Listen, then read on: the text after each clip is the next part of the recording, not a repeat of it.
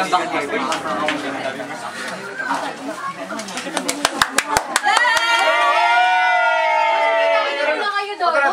ko. Salamat, grabe ah. May balon pa. Uy, Nay. Hindi naman kailangan maghanda pa ng ganito. Kahit tayo-tayo lang, masaya na ako. Dahil mo pang hinanda. Ano ka ba? Minsan ka nga lang mag-sweet 16 eh. Hayaan mo na. Nay, sweet. Sweet 16.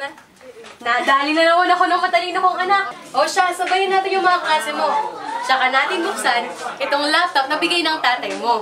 May kasama pa yung sulat galing Saudi ah. O, diba? Happy birthday, ate. Ay, ang tagal ko na nitong hiniling kay tatay. Taray! Last year braces, ngayon laptop. Kaya next year. Hoy, wag mo ginaganyan yung best friend ko ha. Mag-UP kami na next year, di ba? Oo, di ba? Hoy, wala pang result, kaya huwag kang magmaganda dyan. Matalino nga kayo, mas maganda naman ako. Sira, kumain na nga lang kayo dyan. Siya nga pala na, kailan ba uuwi si tatay? Namimiss na namin ni Dandan, oh. Hay nako, sabi nga niya, inaayos pa daw niya yung papeles niya sa Saudi. Ewan, malay mo, mag-iipon pa ng panregalo sa'yo next year. Sige po, tita. Tita Liza, tuloy na po kami. Sige po, salamat po sa Salamat masarap po. na pagkain na maganda. Christine, ang bola ka pa. Sige, ingat kayo. Thank Sige, you, bye, ah. bye. Salamat, Bye, Christine. salamat po. Salamat. Salamat. Salamat.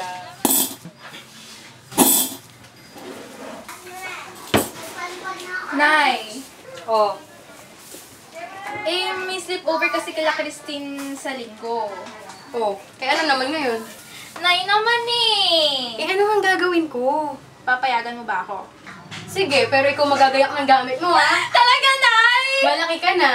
Oh, Biyernes ngayon. Bukas ng gabi, gayak mo na yung mga gamit mo. Kaya loves na loves kita eh.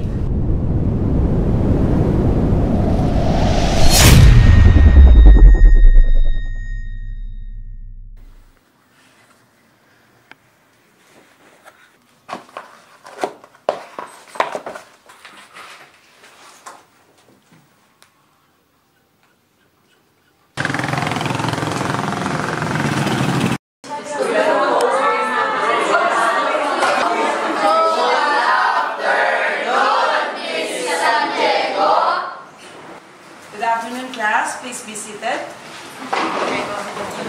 Today, we're going to have an overview of your exam in science. Today, I will set on the answer key on the board. Test ng baksa. Ay, sabi naman sa perfect. Okay, let's give a round of applause to our highest pointer, Miss Carmina San Juan.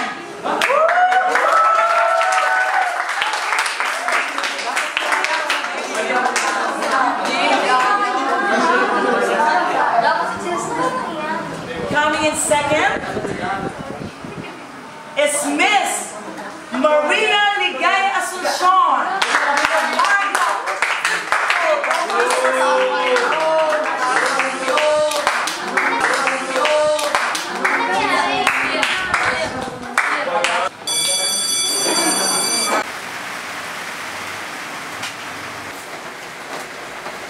Oh, kamusta sleepover?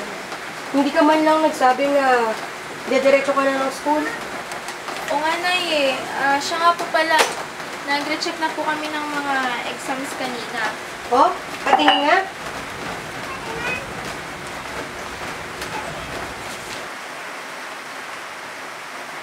Aya naman.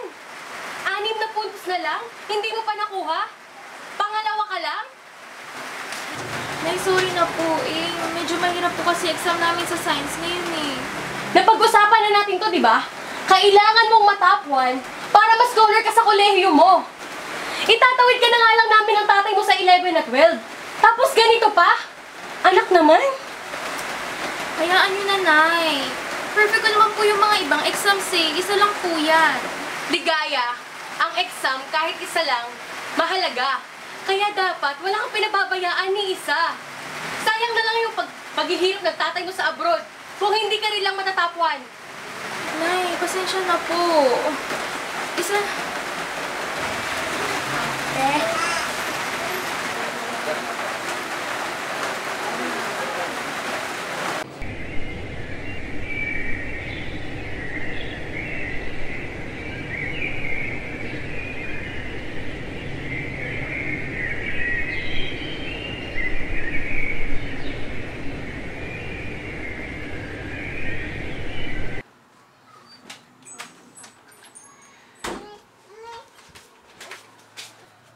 Yan ba ang dahilan, Aya?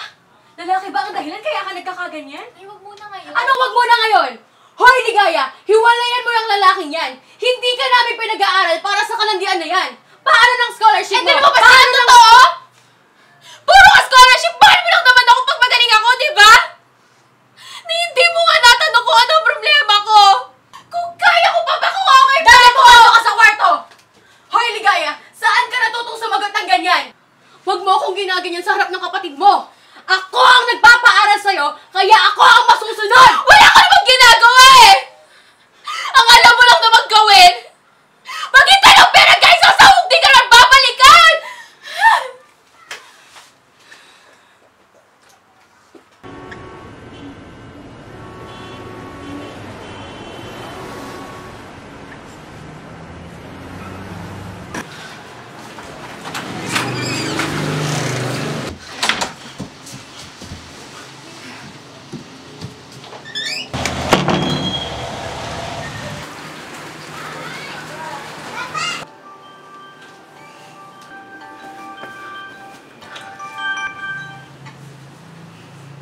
Hello, Ma.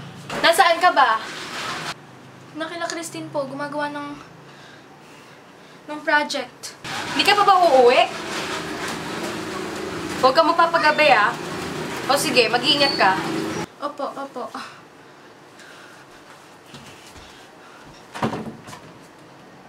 Noong bata pa ako, parati kong pinagmamasa ng mga alitap-tap habang nasa ilalim ng bituin. Susundan ko lang sila ng susundan hanggang sa mapagod ako sa kalalakad. Malalim na ang gabi pero mukha yatang wala pa din ang liwanag ng mga alitap-tap. Hindi ko na alam kung saan ako pupunta.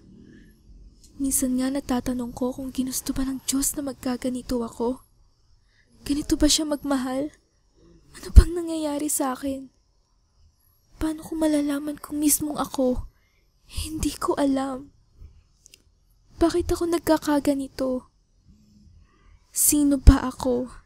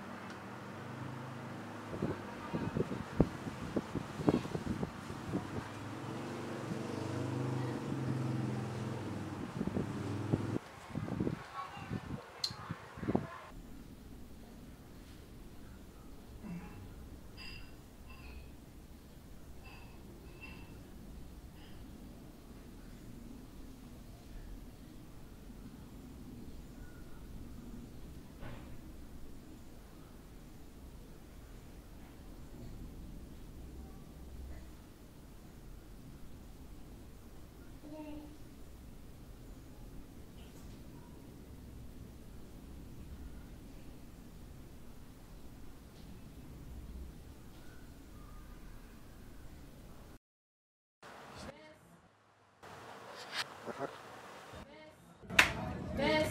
Oh. Bes, napadaan lang ako. Bakit? Aya, alam ko mahirap ang mga nangyayari sa'yo.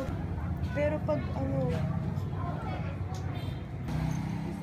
Dito yung tulong na kailangan ko! Christine, please. Umalis ka na.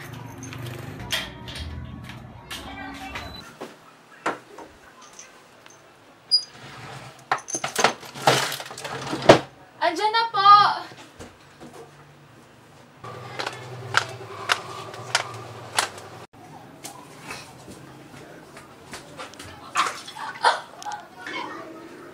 Aya? Nagkulang ba ako, ha? Sabihin mo! Saan ako nagkulang?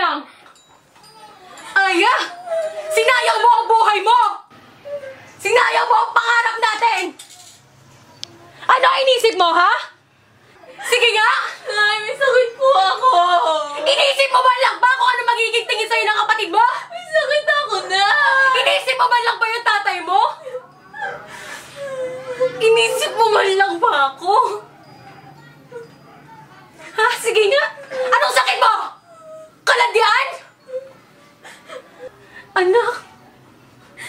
Kayo dalawa na lang ni Dandan ang meron ako. Ikaw na lang ang kalungan ko. Pati ba naman ikaw ay iwan mo ako? Sige, lumayas ka! Iwan mo ako! Hindi ko po alam. O sige! Pinili mo yan eh!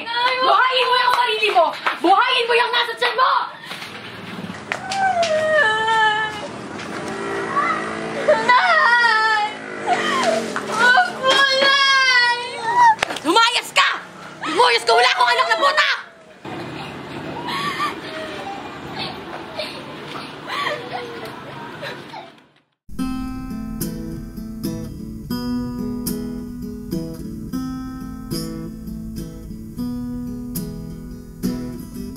Sabi ng nanay, huwag kang matakot. Ang sabi ng tatay ay buo ang loob. Ngunit parang takot ka, ika'y nangangamba. Hindi mo ba kayang tumingin sa aking mata? Umalis ng nanay at malayo si tatay. Tayo dalawa na lang ang aakyat sa bitay. Alisin ang konsensya para masaya. Tayo'y tumakas na hanggat wala pa sila.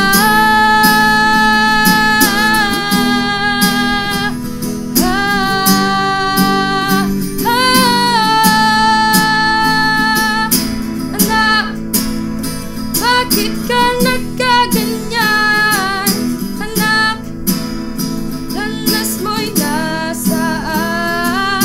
Anak, ikaw ang aking kalungan. Anak, oh, oh,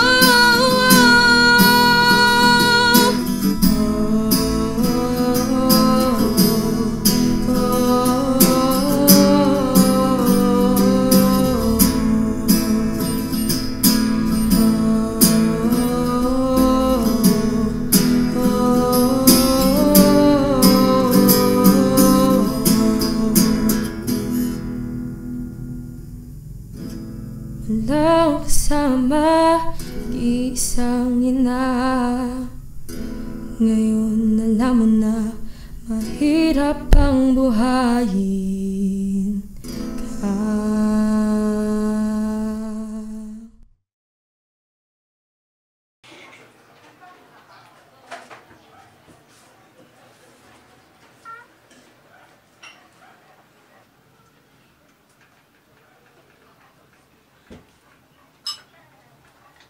Anak, kain ka na.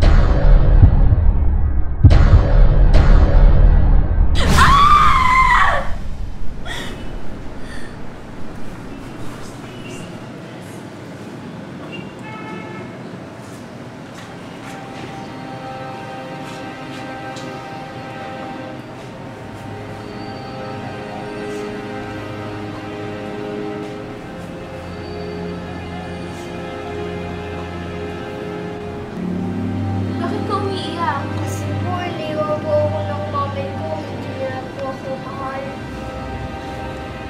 Walang ina ang di nagmahal sa anak. Huwag kang mag-alala, mahal ka niya. Ba't gusto niya po ako mawala? Hindi. Hindi ka niya gustong mawala. Mahal na mahal ka niya.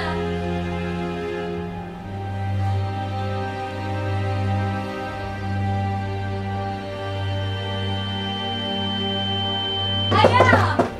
Aya, ano ba yan? Buksan mo ng pinto! Aya!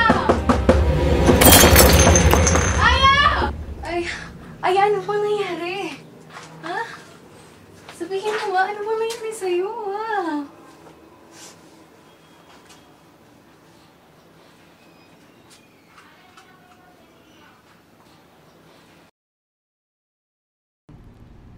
Minsan, sa buhay ng tao may mga bagay na hindi na natin kayang baguhin.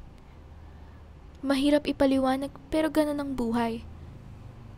Pero ang importante, tinanggap at hinarap mo ito ng buong tapang. Ang anak ko ang aking inspirasyon. Siya ang aking pag-asa. Siya ang aking kanlungan.